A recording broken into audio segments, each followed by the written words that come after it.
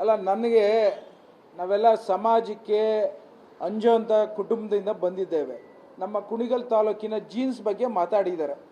ನಾನು ಇವತ್ತಿನ ದಿನ ದೇವೇಗೌಡರ ಬಗ್ಗೆ ಅಪಾರವಾದಂಥ ಗೌರವ ಇಟ್ಕೊಂಡು ಬಂದಿರೋರು ನಾವೆಲ್ಲ ಚಿಕ್ಕದ್ರಿಂದ ದೇವೇಗೌಡರು ಒಂದೊಂದು ಹೋರಾಟನೂ ಭಾಳಷ್ಟು ಪ್ರಶಂಸೆಯಲ್ಲಿ ನಮ್ಮವರು ಹೋರಾಟ ಮಾಡ್ತಿದ್ದಾರೆ. ಪ್ರಧಾನಮಂತ್ರಿ ಆಗಿದ್ರು, ರೆಡ್ ಫ್ಲಾಗಲ್ಲಿ ಆಯಿಸ್ಟ್ ಮಾಡಿದ್ರು ಫ್ಲ್ಯಾಗು ಅಂತ ಹೇಳ್ಕೊಂಬಂದಿರೋಂಥ ಅವರ ಕುಟುಂಬಸ್ಥನಾಗಿ ಕುಣಿಗಲ್ ತಾಲೂಕಿನ ಜೀನ್ಸ್ ಬಗ್ಗೆ ಮಾತಾಡೋಂಥದ್ದು ಅದು ಶೇಷ್ ತರೋದಿಲ್ಲ. ಅದು ಆ ಥರ ಅವ್ರು ಮಾತಾಡೋಂಗಿದ್ರೆ ಅದಕ್ಕೆ ನಾನಾ ಥರ ಉತ್ತರಗಳು ನನಗೂ ಕೊಡೋಕ್ಕೆ ಗೊತ್ತಿದೆ.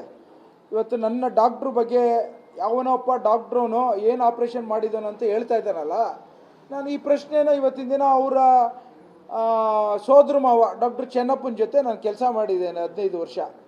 ಅವ್ರನ್ನ ಹೋಗಿ ಕೇಳಿ. ಆಮೇಲೆ ವಿದ್ಯಾಭ್ಯಾಸ ನಮ್ಮ ತಂದೆಯವರು ಇವತ್ತು ನಮ್ಮ ಜೀನ್ಸ್ ಬಗ್ಗೆ ಮಾತನಾಡ್ತಾರೆ. ನಮ್ಮ ಕುಣಿಗಲ್ ತಾಲೂಕಿನ ಒಬ್ಬ ರೈತನ ಮಗನಾಗಿದ್ಕೊಂಡು ನಮ್ಮ ತಂದೆಯವರು ಅಂದಕ್ಕೆ ಬೆರಳೆಣಿಕೆಯಷ್ಟು ಡಾಕ್ಟ್ರುಗಳಲ್ಲಿ ಕಷ್ಟಪಟ್ಕೊಂಡು ಹೋಗಿ ಬ್ಯಾಂಗ್ಳೂರು ಮೆಡಿಕಲ್ ಕಾಲೇಜಲ್ಲಿ ಬರೀ ಕಾಲಲ್ಲಿ ಹೋಗಿ ಕಷ್ಟಪಟ್ಟು ಡಿಗ್ರಿ ತೆಗೆದುಕೊಂಡು ಡಾಕ್ಟ್ರಾಗಿ ಸೇವೆ ಮಾಡಿ ಇವತ್ತು ಮದ್ದೂರು ತಾಲೂಕಲ್ಲಿ ಅವರು ದಿನ ಸ್ಕೂಲಲ್ಲಿ ಕೊಟ್ಟಿರೋಂಥದ್ದು ಇತಿಹಾಸ ಇರೋಂಥದ್ದು ಫ್ಯಾಮಿಲಿ ನಮ್ಮದು. ನಾವೇನು ಚೀಫ್ ಮಿನಿಸ್ಟ್ರ್ ಮಕ್ಕಳಲ್ಲ, ಇಲ್ಲ ಮಾಜಿ ಪ್ರಧಾನಮಂತ್ರಿಗಳು ಮೊಮ್ಮಕ್ಕಳುಗಳಲ್ಲ. ಆದರೆ ಸಮಾಜಕ್ಕೆ ಅಂಜುವಂಥ ಕುಟುಂಬ ನಾವು ಕುಣಿಗಲ್ ತಾಲೂಕರು. ಇವತ್ತು ಇದೇ ಜೀನ್ಸು ಭಾಳಷ್ಟು ಜನ IAS ಆಫೀಸರ್ ಆಗಿದ್ದಾರೆ, KS ಆಫೀಸರ್ಸ್ ಆಗಿದ್ದಾರೆ. YK ರಾಮಯ್ಯನ್ ಅಂತ ಒಂದು ರಾಜಕಾರಣ ಪ್ರಬುದ್ಧವಾಗಿ ಒಂದು ಸಮಾಜದಲ್ಲಿ ಕೊಡುಗೆ ಕೊಟ್ಟಿದ್ದಾರೆ.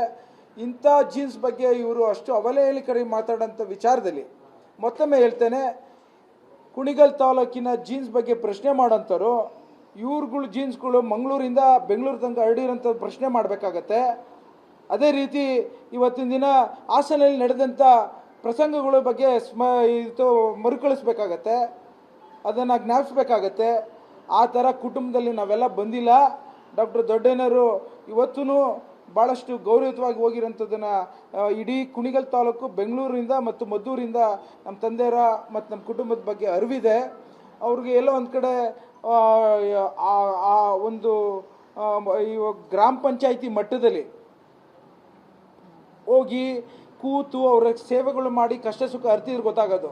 ಬೆಳಗ್ಗೆಯಿಂದ ರಾತ್ರಿ ಮೈಕ್ಗಳು ಸಿಗುತ್ತೆ ಅಂತ ಮಾತಾಡ್ಕೊಂಡು ಹಗುರವಾಗಿ ಬೇರೆ ಬೇರೆ ಜೀನ್ಸ್ಗಳ ಬಗ್ಗೆ ಬೇರೆ ಬೇರೆ ಜಿಲ್ಲೆ ಬಗ್ಗೆ ಈ ಥರ ಮಾತಾಡ್ಕೊಂಡು ಹೋಗ್ತಿದ್ರೆ ಜನ ಶ್ರೇಯಸ್ ಕೊಡೋದಿಲ್ಲ.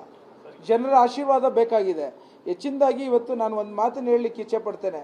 ಕರೋನಾ ಟೈಮಲ್ಲಿ ಡಾಕ್ಟರ್ ರಂಗನಾಥ್ ಅವತ್ತಿನ ದಿನ ಕುಣಿಗಲ್ ತಾಲೂಕಲ್ಲಿ ಜನರಲ್ ಆಸ್ಪತ್ರೆಯಲ್ಲಿ ಆಚೆ ಕೂತ್ಕೊಂಡು ಪ್ರತಿದಿನ 200 ಪೇಷಂಟ್ಸ್ಗಳು ನೋಡ್ತಿದ್ದಂಥದ್ದು OPDಲಿ. ನಾನು ಸಾಕಷ್ಟು ಜನನ ಎಷ್ಟೊಂದು ಜನ ಎದುರುತ್ತಿದ್ದಂಥ ಸಂದರ್ಭದಲ್ಲಿ ಅಂತ್ಯಕ್ರಿಯೆ ಮಾಡೋಂಥ ಸಂದರ್ಭದಲ್ಲಿ PPE ಕಿಟ್ ಹಾಕೊಂಡು ಪ್ರಪ್ರಥಮವಾಗಿ ಒಬ್ಬ ಶಾಸಕ ಮನೆಗೆ ಹೋಗಿ ಧೈರ್ಯ ಕೊಟ್ಟು ಅಂತ್ಯಕ್ರಿಯೆಯನ್ನು ಮಾಡಿ ಬಂದಿದ್ದೇನೆ. ICUಗೆ ಹೋಗಿದ್ದೇನೆ, ಪ್ಲಾಸ್ಮಾ ಕೊಟ್ಟಿದ್ದೀನಿ. ನಾನು ನನ್ನ ಬಗ್ಗೆ ಕ್ವಶನ್ ಮಾಡೋಕ್ಕೆ ಅವ್ರಿಗೆ ಅರ್ಹತೆ ಇಲ್ಲ. ಅವ್ರಿಗೆ ಏನು ವಿದ್ಯಾಭ್ಯಾಸ ಮಾಡಿದ್ದಾರೆ ಅಂತ ಪ್ರಶ್ನೆ ಜನ ಕೇಳಂಗೆ ಮಾಡ್ಕೋಬೇಡಿ ಅಂತ ಕೇಳೋಕ್ಕೆ ಇಷ್ಟಪಡ್ತೀನಿ ನಾನು. ರೀ, ನಾವೆಲ್ಲ ಒಂದು ಮಾತು ರೀ, ಕುಣಿಗಲ್ ತಾಲೂಕಿನ ಜೀನ್ಸ್ಗಳು ಏನಿದೆ ಅಂತ ಕರ್ನಾಟಕಕ್ಕೆ ತೋರಿಸಿದ್ದಾರೆ, ಇನ್ನೂ ತೋರಿಸುತ್ತೆ ಮುಂದಿನ ದಿನಗಳಲ್ಲಿ. ಇವತ್ತು ಸಮಾಜಕ್ಕೆ ನಾವು ಅಂತೇವೆ ಅಂತ ಹೇಳಿ ಬೇರೆಯವರೆಲ್ಲ ಮಾತಾಡೋದನ್ನೆಲ್ಲ ನಾವು ತಡ್ಕೊಂಡು ಇರಲಿಕ್ಕೆ ಸಾಧ್ಯನೇ ಇಲ್ಲ. ಇದು ನಾವು ದೇವೇಗೌಡರ ಕುಟುಂಬದಿಂದ ಬಂದಿರೋಂಥ ಒಬ್ಬ ತಳಿ ಈ ಥರ ಮಾತಾಡ್ತಾರೆ ಅಂತಂದರೆ ಅವಮಾನ ಅದು.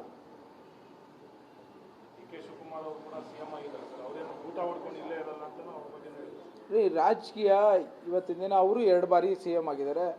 ಅವತ್ತಿನ ದಿನ ಕುಮಾರಸ್ವಾಮಿಯವರು ಮುಖ್ಯಮಂತ್ರಿ ಆಗಬೇಕಾದ್ರೆ ನಮ್ಮ ನಾಯಕರಾದಂಥ DK ಶಿವಕುಮಾರ್ ಪಟ್ಟಿರೋ ಶ್ರಮ ನನಗಿನ್ನೂ ಜ್ಞಾಪನ ಇದೆ.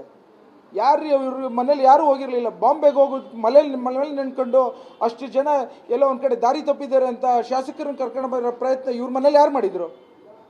ಅವತ್ತಿನ ದಿನ ಬೇಕಾಗಿದ್ದು DK ಶಿವಕುಮಾರ್ ಸಾಹೇಬ್ರ. ಪ್ರತಿಯೊಂದಕ್ಕೂ ನಾನು ಮಾತಾಡ್ತೇನೆ ಅಂತ ರಾಜಕೀಯ ತರೋದು ಸರಿ ಇಲ್ಲಪ್ಪ. ನಾನು ಈ ವಿಚಾರದಲ್ಲಿ ನನಗೆ ಭಾಳ ಬೇಸರ ಆಗ್ತಿದೆ. ಇವರು ಈ ಹೋಗ್ತಿರೋಂಥ ದಾರಿ ನಾವ್ಯಾರೂ ಎಕ್ಸ್ಪೆಕ್ಟ್ ಮಾಡಿರಲಿಲ್ಲ. ಅವ್ರಿಗೆ ಏನಾರು ಅಷ್ಟು ದೊಡ್ಡವರಾಗಿದ್ದರೆ ಅವ್ರ ಮನೇಲಿ ಇಟ್ಕೊಳ್ಳಿ ದೊಡ್ಡತನನ. ಈ ಥರ ಎಲ್ಲರೂ ಆದಿ ಬೀದಿಲೆಲ್ಲ ಸಿಕ್ಕಿರೋರ್ನೆಲ್ಲ ಈ ಥರ ಎಲ್ಲ ಮಾತಾಡೋಕ್ಕೆ ನಾನು ಹೇಳಿಸ್ಕೊಳಕ್ಕೆ ತಯಾರಿಲ್ಲ. ನಾನು ಅದಕ್ಕಿನ್ನೂ ಹೆಚ್ಚಿನ ಉತ್ತರ ಕೊಡೋಕ್ಕೆ ನನಗೆಲ್ಲದು ಗೊತ್ತಿದೆ. ನನಗೆ ಭಾಳ ಗೌರವಯುತವಾಗಿ